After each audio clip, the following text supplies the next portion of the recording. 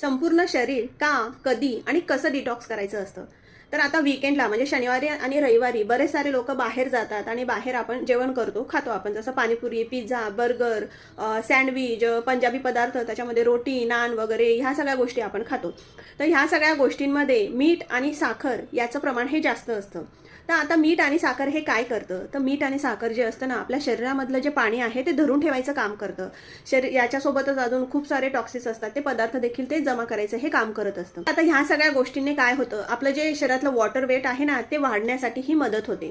तर जर दुसऱ्या दिवशी आपण डिटॉक्स वॉटर जर पिलं, तर हे जे वॉटर वेट आहे ना आपलं, ते कमी व्हायला मदत होते. का घ्यायचं असतं आणि ते कसं बनवायचं असतं, तर याचा व्हिडिओ मी ऑलरेडी चॅनलवर पोस्ट केला आहे. पण तरी देखील मी सांगते की एका 500 ml वॉटर बॉटलमध्ये आपल्याला काकडी, लिंबू, नंतर पुदिना हे हे सगळं आपल्याला कापून टाकायचं आहे. 5 ते 6 तास राहू द्यायचं आहे. नंतर ते पाणी आपण पूर्ण दिवसभर हे पिऊ शकतो.